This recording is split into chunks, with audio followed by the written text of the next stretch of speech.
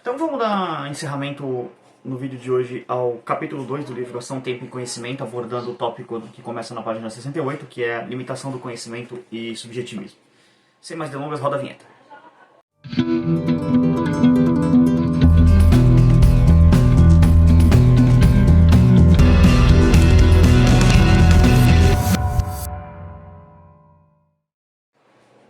E aí pessoal, beleza? Bem-vindos ao canal Libertário 013.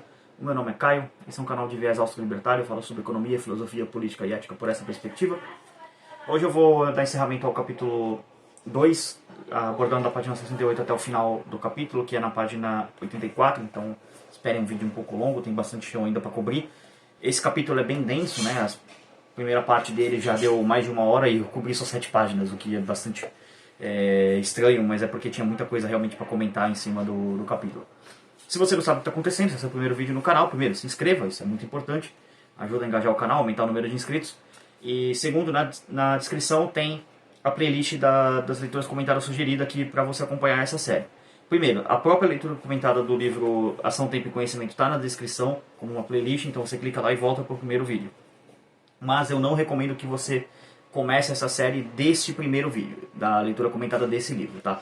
Esse livro, na verdade, eu fiz uma espécie de um prequel dele, um preâmbulo dele, que é a leitura comentada do livro dos proto-austríacos a Menger, tá? Que é um livro que eu citei bastante na parte anterior, para quem está acompanhando não é novidade, mas é basicamente o objetivo aqui é o seguinte, é te ensinar a economia usando esse livro, mas para isso você precisa ter uma base para entender o que é a escola austríaca de economia, da onde que ela veio, da onde que ela tirou as ideias, quais pensadores influenciaram o que a gente chama de escola austríaca de economia. E esse é o papel precisamente do livro dos proto-austríacos a Menger, que como o nome sugere, aborda toda a galera que influenciou a escola austríaca até chegar em Karl Menger, o fundador da escola austríaca de economia. Então eu recomendo que você pegue essa playlist, ela estará sempre aqui na descrição por padrão, assim como vários artigos sugeridos aqui para poder ajudar a complementar a leitura comentada desse livro, tá? Mas vamos lá, sem mais enrolações, vamos dar início aí na leitura comentada. Tópico limitação do conhecimento e subjetivismo. Já vimos na introdução a esse livro que uma das principais características dos economistas austríacos é o subjetivismo da sua teoria, que se baseia na pressuposição de que o conteúdo da mente humana e, portanto, os processos de tomada de decisão não podem ser determinados rigidamente pelos eventos externos.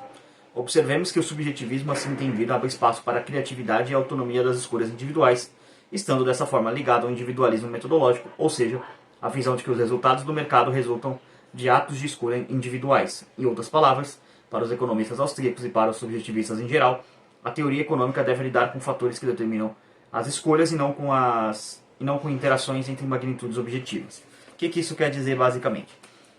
A escola austríaca de economia ela tem uma abordagem única da ciência econômica porque ela coloca o indivíduo no centro da análise. Então, você sempre parte do pressuposto que humanos agem para sair de um estado de menor satisfação para um de maior satisfação ao longo do tempo usando recursos escassos. Essa é a proposição base da escola austríaca de economia. A partir disso, qual que é a ação que um ser humano vai tomar? Sei lá, você, por exemplo, está assistindo esse vídeo. Então, assistir o vídeo é uma ação. Eu, do outro lado aqui, gravando esse vídeo, também é uma ação gravar esse vídeo. Você comeu uma maçã porque você está com fome, é uma ação também. Você tomar um copo d'água porque você está com sede, é uma ação também. Todas essas questões são ações. A parte da escola austríaca ela não julga se a ação é boa, se é ruim. Só parte do pressuposto que ações acontecem. Então, por isso que é um individualismo metodológico. Coloca o indivíduo no centro da análise. Mas vamos lá. A teoria econômica subjetivista procura analisar a ação humana no campo das atividades econômicas, levando em conta que essa ação ocorre sempre sob condições de incerteza genuína, ou seja, não probabilística, e que, além disso, ela necessariamente acontece ao longo do tempo. O que isso quer dizer? Que quando você toma um copo d'água, por exemplo, você não tem certeza absoluta se você vai ficar saciado com aquele copo d'água. Pode ser que você tome e fique saciado, pode ser que você precise de um outro copo. Então, sempre é uma incerteza genuína. Assim como quando o empreendedor, por exemplo, vai fazer algum bem, produzir algum bem, ele não sabe se ele vai ter lucro com aquilo, porque ele espera que sim, mas ele não tem como saber se vai dar certo ou não. Então, isso que é essa parte, tá? Mas vamos lá. Por isso, o subjetivismo e a ação humana dinâmica sob condições de incerteza não bayesianas são ideias absolutamente inseparáveis sob a ótica da escola austríaca. Quando um agente econômico escolhe um determinado curso de ação, as consequências da sua escolha irão depender, pelo menos parcialmente, dos cursos de ação que outros indivíduos escolheram, estão escolhendo ou ainda vão escolher. Se considerarmos um mundo em que impere a autonomia das decisões individuais, isso significa que o futuro não é apenas eventualmente desconhecido, o que permitiria que ele fosse aprendido de maneira gradual, mas que ele simplesmente não pode ser conhecido e nem aprendido. Com efeito, a concepção dinâmica do tempo, juntamente com o reconhecimento do fato de que a imperfeição do nosso conhecimento nos leva a agir na presença de incertezas, são dados que Mises denomina de irredutíveis, isto é, que não podem ser negados, dada sua natureza axiomática. Axioma é uma verdade autoevidente, o que nos impede a enxergar o tempo como fluxo permanente de eventos, fluxo este que contém implicitamente as ideias de novidade, de aprendizado, de surpresa e de descoberta. À medida que o tempo passa, o estoque de experiências cresce e vai permanentemente se incorporando à memória, o que faz com que as perspectivas individuais mudem. Presente e futuro são, assim, permanentemente afetados pelos fluxos contínuos de eventos, o que faz com que cada novo instante seja por si uma nova perspectiva individual. Tal fato, aparentemente tão simples, torna a previsibilidade perfeita um evento impossível. Então, basicamente, você não consegue fazer uma perfeição de previsão. Você pode ter ideias, tá? Algumas aspirações, assim, por exemplo, eu vou tomar um copo d'água. Geralmente, você sabe, por evidências passadas, que quando você toma um copo d'água, a tendência é você sentir que você está saciado de sede. Mas não tem como dizer que 100% das vezes isso vai acontecer, tá? Porque tem essa questão de previsibilidade perfeita, não tem como, é simplesmente impossível. Por outro lado, a ignorância, entendida como imperfeição do conhecimento, não é um estado que possa ser totalmente evitado ou simplesmente ignorado, ou assintomaticamente eliminado por algum processo. Por isso, os expedientes analíticos que costumam transformar a ignorância em uma mera variante do conhecimento, por não refletirem a ação humana no mundo real, devem ser afastados da teoria econômica. O que isso quer dizer? Que o indivíduo não ter a plenitude das informações, todas as informações, uma ignorância acerca da informacional, vamos chamar assim, isso tem que estar contido na análise econômica. Se não está, então basicamente está incorreto. Mas vamos lá. Resumindo, podemos conceituar esse desconhecimento do futuro de acordo com duas noções complementares.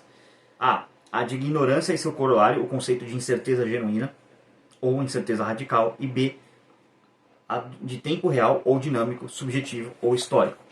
Então o que isso quer dizer? Que você, quando toma uma ação, você não tem certeza se aquela ação ela vai 100% das vezes atingir o fim que você quer. Pode ser que sim, pode ser que não. Mas é uma condição de incerteza genuína, que é quando você não tem certeza mesmo de alguma coisa. Bom, próximo tópico se chama incerteza.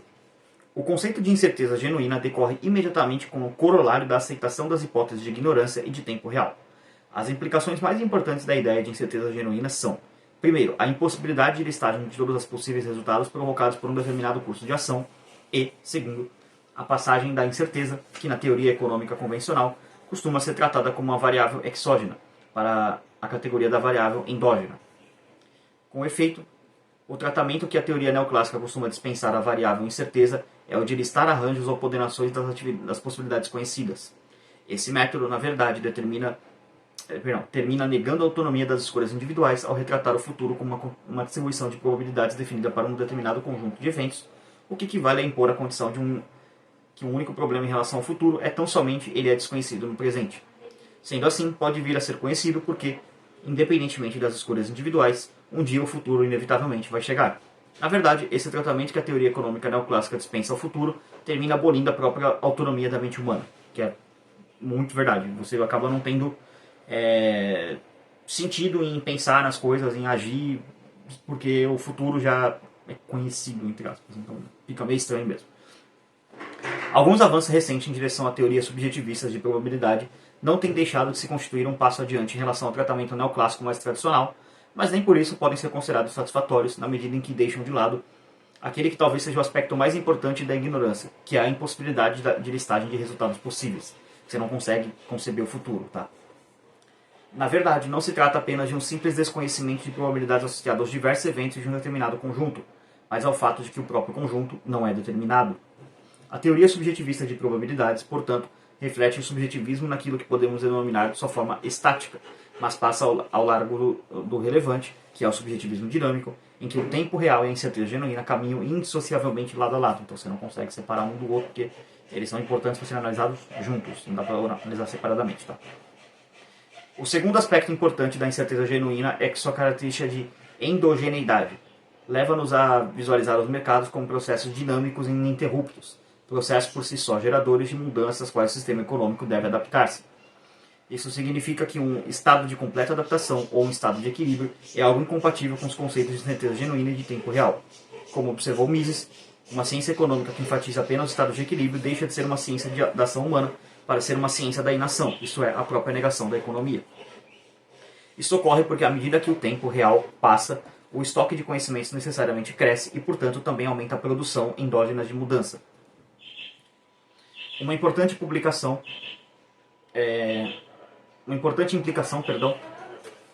disso é que essas mudanças não se processam aos preços de equilíbrio e que, portanto, ao invés de focalizar apenas as trocas realizadas sob condições de equilíbrio, os processos de ajustamento em direção ao equilíbrio, a teoria econômica deve essencialmente preocupar-se com a trajetória das trocas efetuadas sob condições de desequilíbrio, isto é, com comportamentos descoordenadores.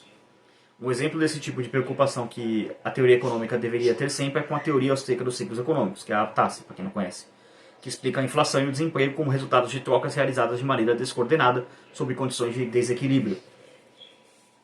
Mas vamos lá. Próximo tópico, tempo. A teoria econômica convencional, ao enfatizar os estados de equilíbrio, emaranha-se em um cipoal de paradoxos e inconsistências no que se refere ao tratamento dispensado ao fator tempo. De fato, poucos se dão conta de que, nos mercados em equilíbrio e informação de preços, ao invés de resultar, como ocorre no mundo real, no processo de trocas voluntárias, precede o referido processo. Nos modelos de equilíbrio geral, as decisões sobre preço e as decisões sobre trocas são simultâneas. Assim, causas e efeitos, presente e futuro, são como que fotografados instantaneamente. Então, essa ideia do equilíbrio aqui, para vocês entenderem, é basicamente uma foto do mercado. Aqui, por exemplo, você tem oferta e você tem demanda. Aí, casou aqui certinho, eles ficaram aqui, né, cruzou aqui oferta e demanda, imagina que cada lado aqui seja um. Aí cruzou aqui a linha e tá parado. Não tá movendo para cá, para cá, para cá, para cá, não. Tá assim, tá estático.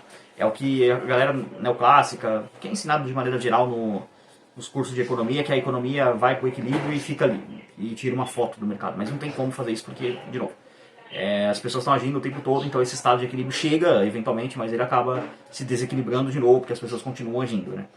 Só poderia ser esse equilíbrio mantido se as pessoas parassem de agir, o que é absolutamente impossível. Mas vamos lá. Até mesmo os modelos de equilíbrio intertemporal, em geral matematicamente sofisticados, que pretendem levar em conta o fator tempo, ao adotarem a hipótese da existência simultânea de todos os mercados intertemporais e contingenciais, literalmente acabam anulando o tempo por trazerem estados futuros para o presente, perdão. O modelo de Arrow-Debrel, uma elegante elucubração teórica construída com vistas a ampliar e refinar o modelo de equilíbrio geral de Walras e Pareto, é um desses exemplos. A analogia usada por Driscoll e Rizzo descreve muito bem a inutilidade do esforço desses modelos. Todas as decisões são feitas em um único instante essencial. O futuro nada mais é do que o desenrolar de uma tapeçaria que existe agora. Há dois conceitos de tempo, o newtoniano e o real. A teoria econômica convencional adota a primeira concepção, enquanto os economistas austríacos preferem a segunda. Examinaremos rapidamente as características desses dois conceitos. Então, primeiro, tempo newtoniano. A concepção newtoniana de tempo estabelece uma analogia entre tempo e espaço, à medida que simboliza a passagem do tempo por meio de movimentos ao longo de uma linha, em que diferentes períodos de tempo são representados por uma sucessão de segmentos de reta, no caso, variáveis discretas, ou são retratados como uma sucessão de pontos, no caso de continuidade. O tempo newtoniano apresenta três características importantes. Vamos usar elas aqui. A primeira é a homogeneidade. Cada ponto é exatamente igual a todos os demais, a não ser por sua posição espacial, que, aliás, é seu fator determinante, assim como o tempo assim espacializado nada mais é do que um conjunto de posições temporais.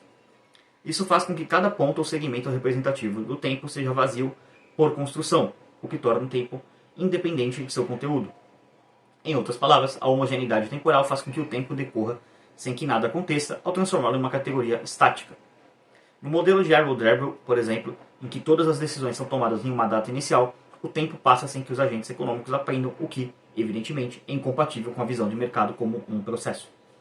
A segunda característica é a continuidade matemática, não no sentido de inter-relações entre sucessivos de tempo, entre instantes sucessivos de tempo, mas no de divisibilidade contínua. Assim como um segmento de reta pode ser dividido e subdividido em partes infinitesimalmente tão pequenas quanto desejarmos, os intervalos de tempo newtoniano também podem ser estabelecidos arbitrariamente pequenos e sempre haverá um espaço entre eles. E, uma vez que os pontos ao longo de uma linha jamais podem se tocar, cada instante de tempo é isolado ou independente dos demais. Se a continuidade matemática caracterizasse o mundo real, então os ajustamentos que determinam o processo de mercado também deveriam ocorrer a velocidades infinitas e a mobilidade de recursos também deveria ser infinitamente grande para que todo o processo ocorresse em um único instante. Aí reside o chamado paradoxo newtoniano. Se o ajustamento fosse instantâneo, por que seriam necessárias as mudanças e variações? A consequência disso é que a teoria econômica tradicional é forçada a adotar o expediente de considerar cada mudança como sendo proveniente de fora do sistema, isto é, como sendo exógena. Outra vez, uma parábola de Odrisco e Riso. Um sistema newtoniano é meramente como de girar ao mesmo tempo diversos estados estáticos e não pode gerar mudanças endogenamente. Então, acaba tendo problemas, eles colocam esse modelo assim como se fosse as mudanças viessem de fora da economia, não de dentro, às vezes vem do próprio agente, por exemplo. Vamos dar um exemplo, alguém está produzindo carro e alguém descobre um novo jeito revolucionário de produzir carro. E esse sujeito está dentro da indústria. Então essa mudança, ela não é endógena, ou seja, ela não veio de fora da indústria de carro, daquele mercado analisado, nesse caso. Ela veio de dentro, ela é exógena, né? Acho que seria essa palavra, enfim. Talvez eu tenha confundido o termo, mas vocês entenderam. Ela não vem de fora para dentro, ela vem de dentro para fora. Ela está dentro do mercado, entendeu? Então isso aí eles não conseguem explicar muito bem, você já vê que não faz muito sentido essas análises neoclássicas, essa galera aí, o Pareto, o Walras, equilíbrio de Nash, essas coisas, não é lá muito essas coisas. Eu não vou entrar tanto nisso aqui, tá?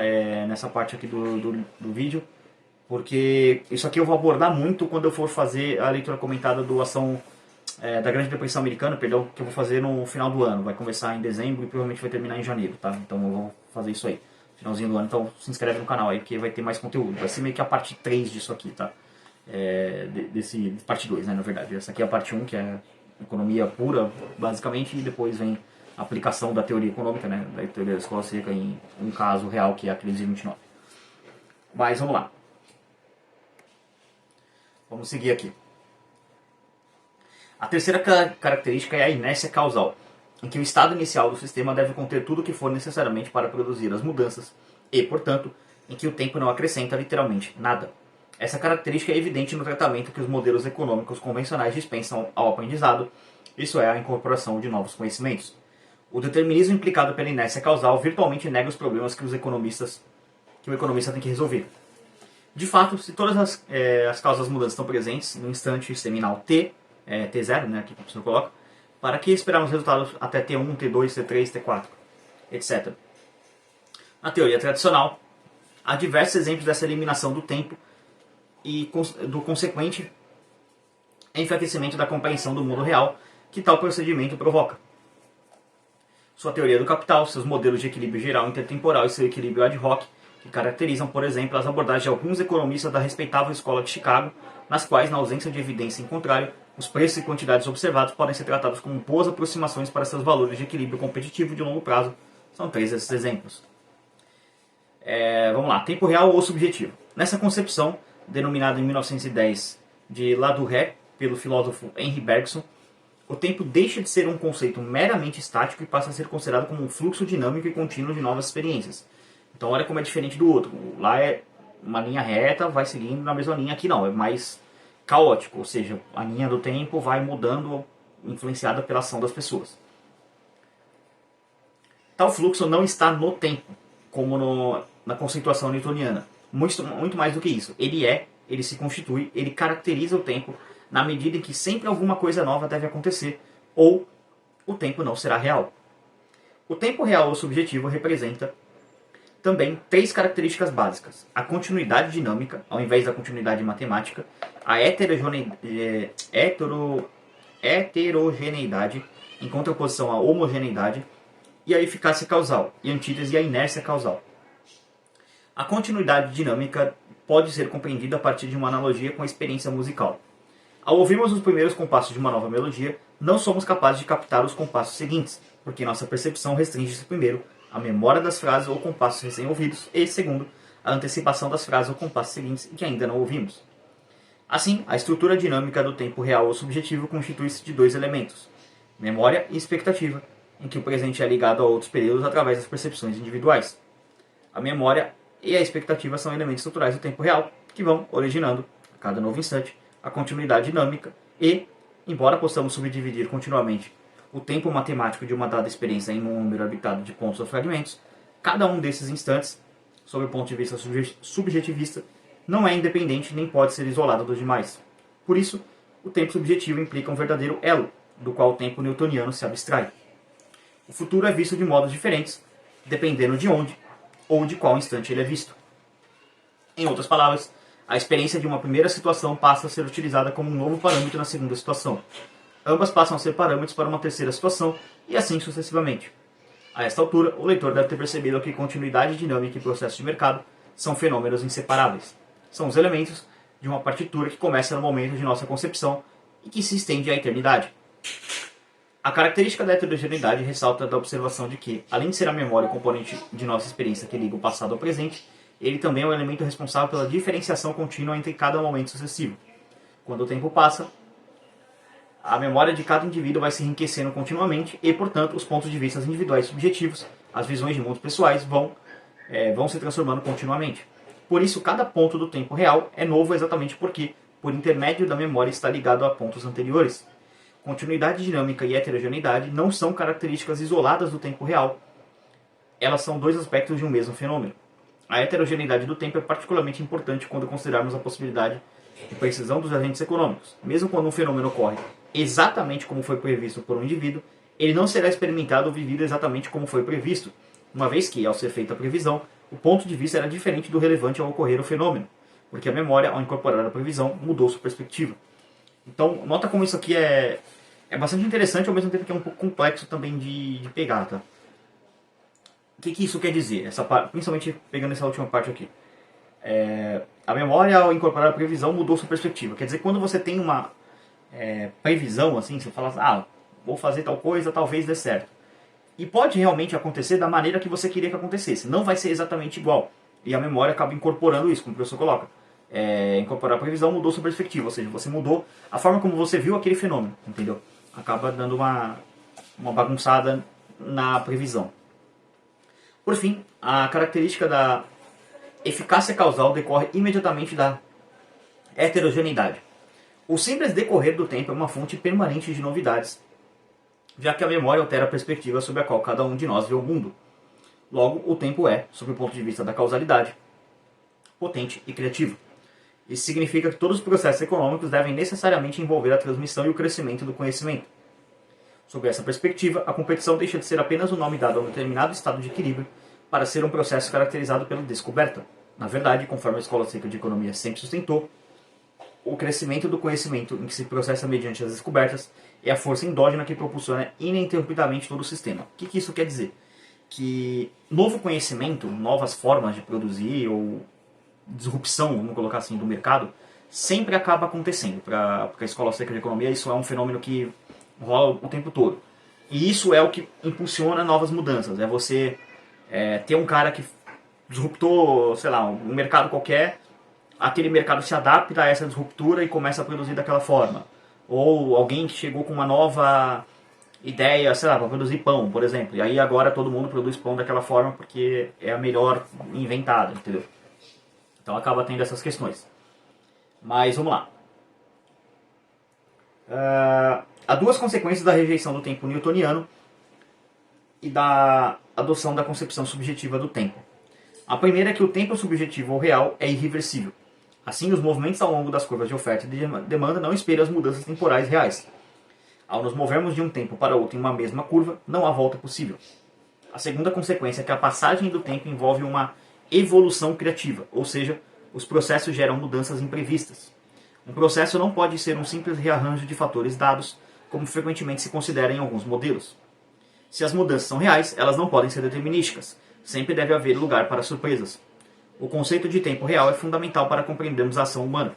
Ao agir, os indivíduos adquirem novas experiências, o que dá origem, necessariamente, mas não deterministicamente, a novos conhecimentos. Com base nesses novos conhecimentos, os agentes alteram seus planos e ações. Portanto, o sistema econômico é impulsionado por forças inteiramente endógenas. O estado natural da economia no tempo é o movimento e não repouso, porque, como o tempo passa inexoravelmente, o conhecimento se altera, com isso, a própria economia. Podemos encerrar esse comentário a respeito do tempo subjetivo com o enigma do tempo, formulado por um campeão do subjetivismo, J.L.S. Shackle. O tempo é experienciado, o tempo é imaginado. um é formado pelo outro, o outro é formado pelo um, que é uma frase aqui que está em inglês, eu traduzi livremente aqui. Então o que isso quer dizer? Principalmente essa parte aqui, que acho que sumariza bem o tópico todo. O estado natural da economia no tempo é movimento e não repouso. O que isso quer dizer? Essa ideia de que os outros economistas adotam essa ideia de que não, o mercado chega em equilíbrio e fica ali, ou vai para essa tendência. Geralmente eles vão para... defendem que é possível chegar no estado de equilíbrio e que fica no estado de equilíbrio. Só que na verdade essa seria uma ciência, como eu coloquei anteriormente, o professor também aqui, da inação. E a economia é uma ciência da ação humana. Então você vai agir o tempo todo, humanos vão agir. Então quando o professor coloca movimento e não repouso, porque como o tempo passa inexoravelmente, o conhecimento se altera e com isso a própria economia. Ou seja, conforme as pessoas vão agindo, elas geram mais conhecimento. Esse novo conhecimento altera a economia. Então não tem como você ter um estado de equilíbrio, entendeu? É simplesmente impossível. Mas vamos lá. Vamos ao terceiro tópico, que é o último tópico, que vai abordar as últimas 9 páginas aqui do capítulo. Que é tópico 3, mercado, processo de mercado e processos... mercado, preços de mercado e processo de mercado. Todos os economistas da escola austríaca concordam com a proposição afirmada pela tradição dos liberais neoclássicos de Adam Smith e Milton Friedman, segundo o qual a liberdade econômica, caracterizada pela economia de mercado, é um importante componente da liberdade individual.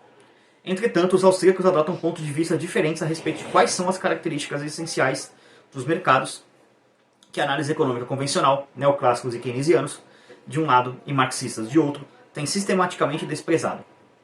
São duas essas características que funcionam de maneira interligada. A importância do grau de conhecimento dos diversos participantes do mercado, e B, a importância maior do processo que conduz os mercados ao equilíbrio, enfatizado pela teoria convencional. O conhecimento dos participantes de mercados apresenta imperfeições e dispersões, e tal fato implica que a incerteza genuína seja uma certeza permanente, embora, muitas vezes, incômoda. Com o objetivo de entendermos melhor o processo de mercado, repassaremos cronologicamente as principais ideias dos economistas da escola austríaca, começando com Menger, prosseguindo com Mises e Hayek, desembarcando na controvérsia mais recente entre Kirchner... Passei a página a mais aqui. Entre Kirchner, que sustenta a tese de que os mercados convergem permanentemente para o equilíbrio, sem, no entanto, alcançá-lo, e Lachmann, que descarta a existência de uma tendência de equilíbrio endógeno dos mercados. Essa discussão aqui, que está tendo, eu deixei na descrição, nesse capítulo especificadamente, um artigo para vocês pegarem uma discussão, o Hope falando sobre isso, acho que, se não me engano, eu sempre esqueço o nome dele. Eu não lembro agora, eu realmente esqueci, mas tem um artigo aqui também na descrição que é meio que uma parte 1 e o Hope complementa na parte 2. Acho que é do Thomas de Lorenzo, eu não lembro agora quem que é, mas é um cara lá do Instituto Mises Brasil, eu sempre esqueço o nome dele, do Instituto Mises Americano, na verdade. Eu sempre esqueço o nome dele, eu sou tapado. Mas enfim, tá aqui na descrição. O importante é que o artigo tá aqui na descrição. Você vai lá, clica lá e dá uma lida lá que você vai pegar esses tópicos, porque isso aqui vai ser importante para um complemento. Mas eu vou explicar aqui também, mas ali tem mais detalhado, tá? Vamos lá. A vertente austríaca tradicional, composta por Menger, Mises, Hayek e Kirchner. Kirchner, para quem não sabe, é o Israel Kirchner, que tá vivo ainda, tá? É um dos caras antigos assim, da escola austríaca que tá vivo. Tá com 90 e poucos anos, 80 e poucos anos, sei lá. Mas ele avançou muito a parte do empreendedorismo na escola austríaca. Os livros dele focam muito nisso, tá? O papel do empreendedor, essas coisas. Então, para quem não leu Kirchner, ainda vale bastante a pena, tá?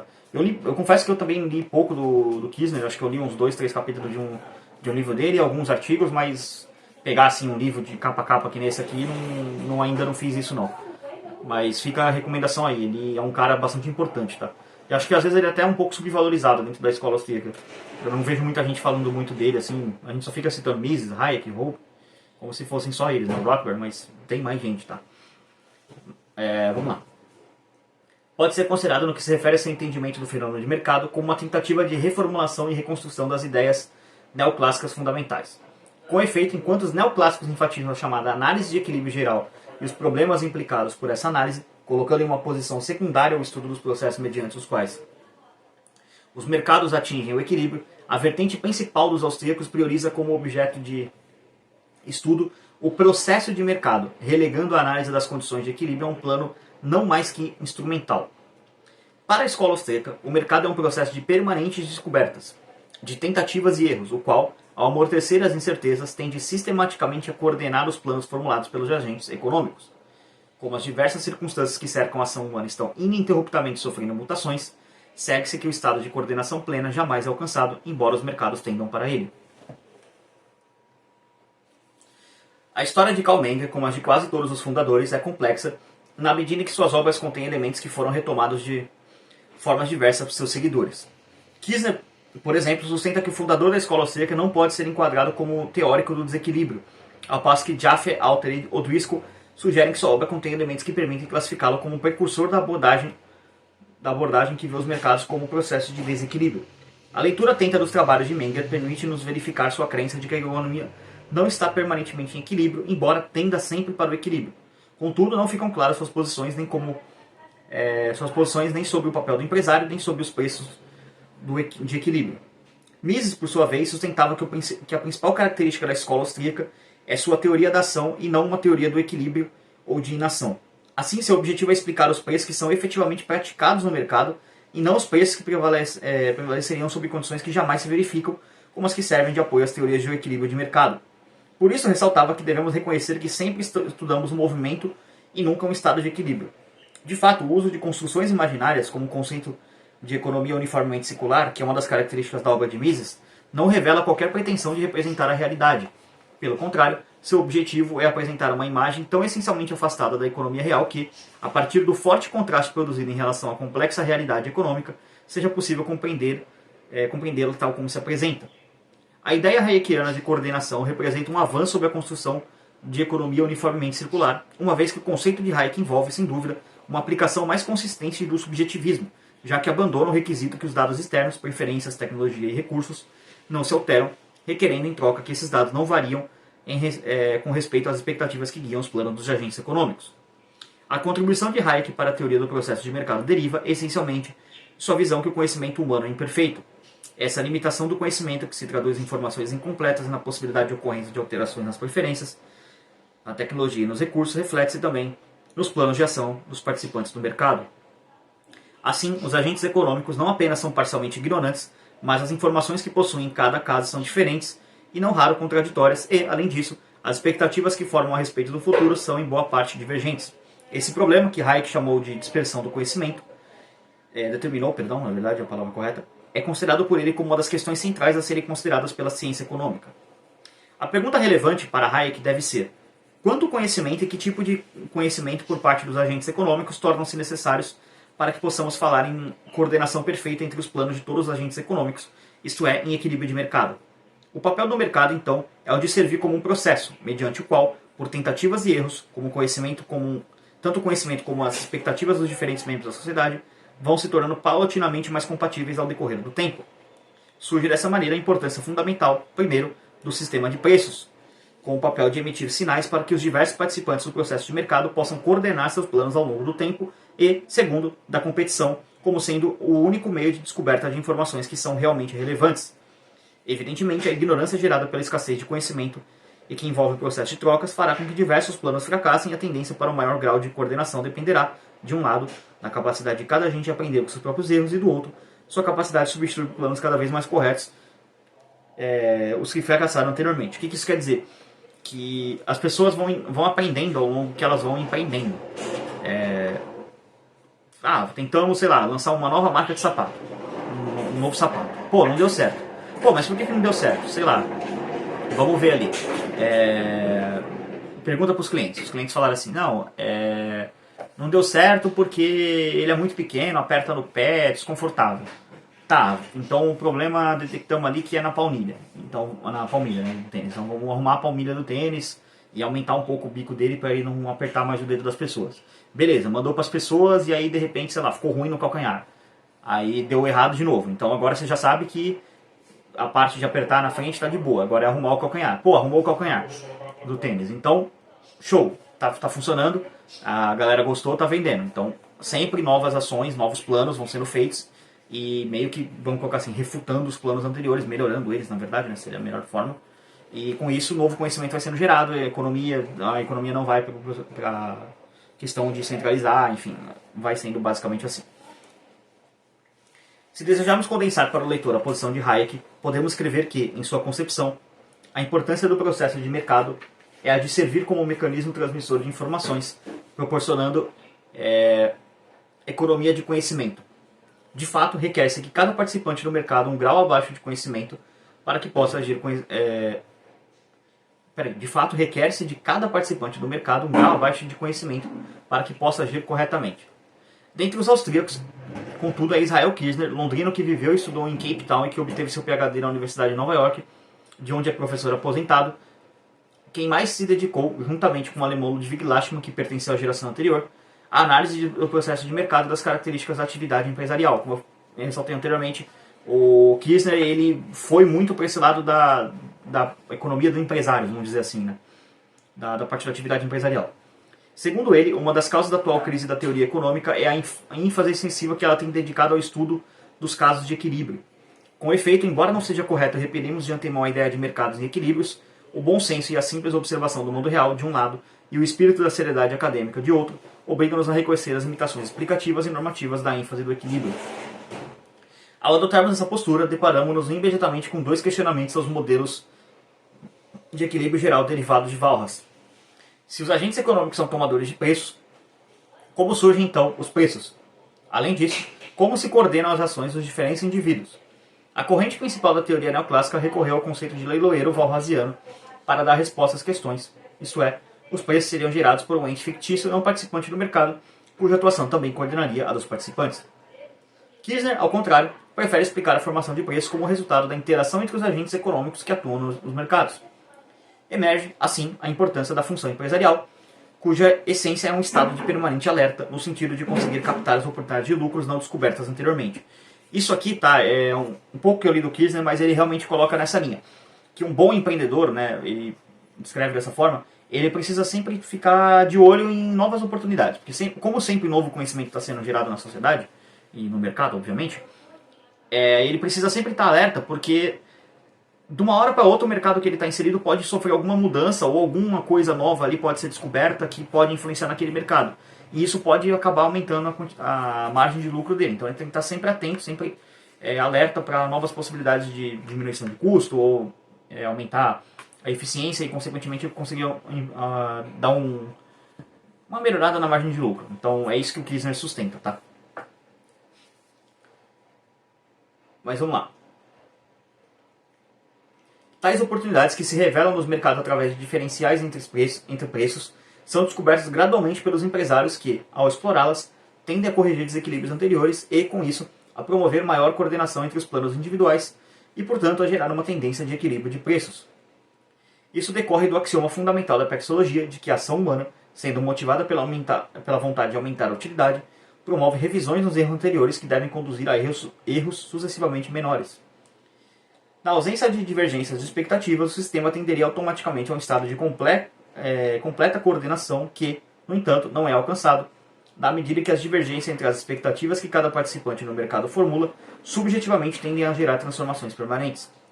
A posição de Ludwig Lachmann difere radicalmente das anteriores. Sua visão do processo de mercado representa uma forte crítica tanto ao conceito neoclássico de equilíbrio quanto à explicação alternativa de Mises, Hayek e Kirzner. Então, de novo, aquele artigo na descrição agora, com mais detalhes, vai ser útil, então acompanhem lá. Como observou Sarvajonik, Lachmann, influenciado pelo pensamento ultrasubjetivista de J. L. Shackle, descarta tanto o equilíbrio como a existência de uma tendência coordenadora no mercado. Para ele, as forças desequilibradoras merecem o mesmo tratamento que aquelas que têm sido dispensadas pelos economistas, as forças equilibradoras, pelo motivo de que os processos de mercado são formados por ambas, o que implica que, de acordo com circunstâncias diferentes, umas prevaleçam sobre as outras, gerando assim processos com características diferentes. A ideia central de Lachmann é que o conceito de mercado em equilíbrio deve ser inteiramente abandonado, uma vez que pressupõe que as forças equilibradoras ou coordenadoras prevaleçam sempre sobre as forças desequilibradoras ou descoordenadoras.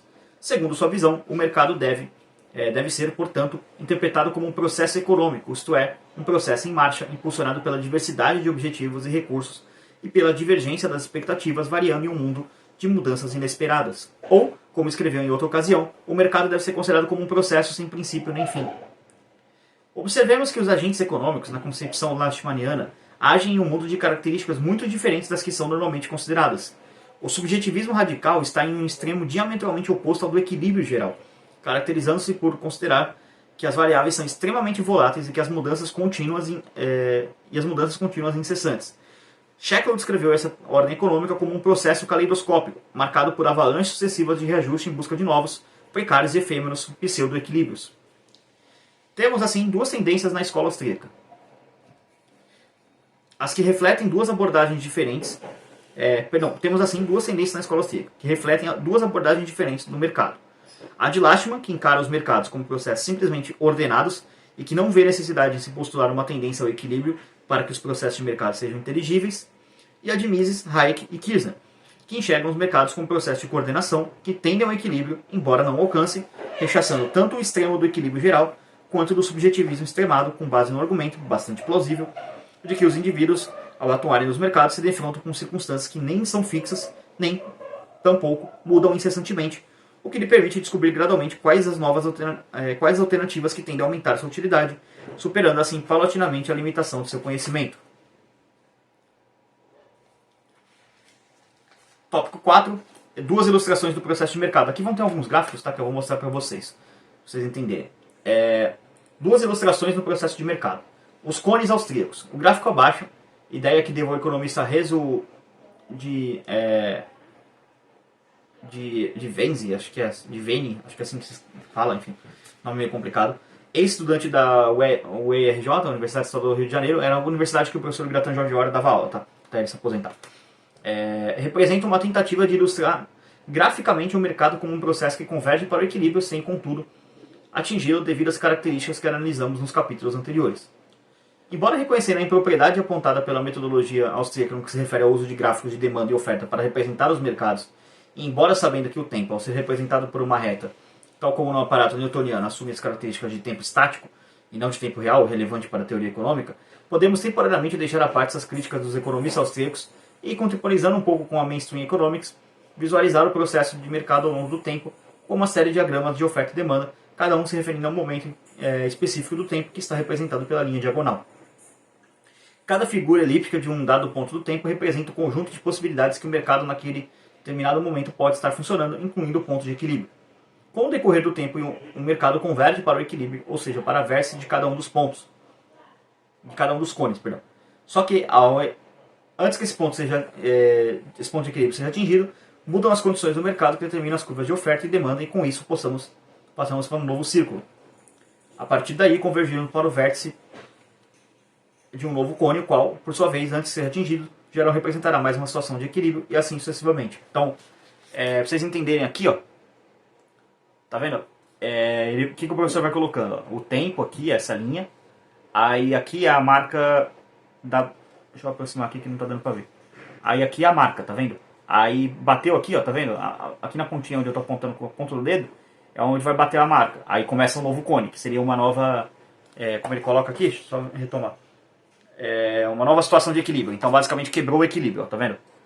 Passou aqui, aí aqui de novo, ó, tá vendo? Aí juntou aqui, vai pra cá. Juntou aqui, vai pra cá. E assim sucessivamente, entendeu? Tem mais gráfico aqui na outra página, mas eu já falo deles. Vamos ao próximo tópico, que são os vetores de oferta e demanda. Custos determinam preços ou preços determinam custos? Para encontrarmos a resposta correta a essa indagação, consideramos uma economia simples, com 3 estágios de produção, que são, da esquerda para a direita, a fazenda que produz o trigo, bem de terceira ordem, na nomenclatura de Menger, o moinho que processa a farinha, bem de segunda ordem, e a padaria que fabrica o pão e vende ao consumidor, bem de primeira ordem. Podemos aproximar esse desenho por um triângulo retângulo em que podemos começar a nos mover da esquerda para a direita e de baixo para cima, sentido da produção, ou da direita para a esquerda e de cima para baixo, sentido do consumo, como no gráfico seguinte. Então, vou mostrar o gráfico aqui para vocês. Tá vendo? Aqui, ó, é a linha que o professor fala, né, que ele coloca. Então, aqui tu tem fazenda, moinho, padaria. Então, a fazenda tá aqui, ela produz o grão, o moinho transforma em farinha, a farinha é transformada em pão. Aí também você pode vir farinha, grão, pão, farinha, grão. Porque, né, essa linha ela vai pra cá e vai pra cá. Ela vai e volta também. É isso que o professor quer dizer. À medida que caminhamos da esquerda para a direita, as alturas dos retângulos aumentam porque o valor adicionado da produção vai crescendo. Para isso, o bem de primeira ordem, pão, é mais caro do que o de segunda ordem, farinha, o qual, por sua vez, deve ser mais caro que o trigo, bem de terceira ordem. Entretanto, se não houvesse consumidor disposto a comprar pão, os preços da farinha e do trigo seriam nulos, supondo que tanto um como o outro só pudessem ser atingidos, só pudessem ser utilizados para fabricar pão. Então, para uma simplificação, tá? Então, aquela farinha, aquele trigo só pode ser usado para fazer pão. Está dando uma simplificada aqui. O valor é gerado pela utilidade marginal e, portanto, são os preços que determinam os custos. Estes últimos, na verdade, também são preços. Então, isso é uma pergunta importante a ser respondida. Quem que determina quem? São os preços que determinam os custos. Então, você faz o seu preço em cima do quanto é o seu custo. E o custo também é um preço. Porque você também tem que ver quanto que fazer o cálculo para ver quanto que está custando você vender, para não calcular errado e vender em prejuízo, né? Podemos identificar dois vetores. O primeiro deles, representado na parte à esquerda do gráfico seguinte, vou mostrar também para vocês, que denominamos de vetor de demanda, que vai ser chamado de VD. E o segundo gráfico na parte da direita, que podemos chamar de vetor de oferta, VO. São vetores porque atendem às três propriedades básicas que caracterizam as grandezas vetoriais, a saber, módulo, que mede o comprimento, direção e sentido. Observemos que o eixo horizontal, lido da esquerda para a direita, mede o tempo gasto na produção do bem ou serviço em seus diferentes estágios, quando o lido da direita para a esquerda reflete as compras realizadas ao longo do tempo, desde a compra do bem final no extremo direito do eixo horizontal até as compras de insumos ou bens de ordens superiores, à medida que nos movemos horizontalmente da direita para a esquerda. E a altura reflete o valor do bem em cada estágio da estrutura de capital da economia. Então, aqui com o gráfico vai ficar mais simples para vocês entenderem, tá vendo? Conforme vai subindo, vai ficando mais caro. Aí, aqui é o de demanda, ó, tá vendo? O VD, aqui, ó, vou aproximar para vocês verem. E o VO, então tá vendo? Aqui é o gráfico do tempo, ó. Tem uns outros na outra página, mas eu já falo deles. Aí, ó, se vocês pegarem aí. Então, vamos voltar aqui. Vamos lá. Próximo passo aqui. Próximo tópico. A economia uniformemente circular. Tá acabando já, tá? Essas são as... Tô na 82, falta 83, 94 e 84, 83, né? Só gráfico, basicamente.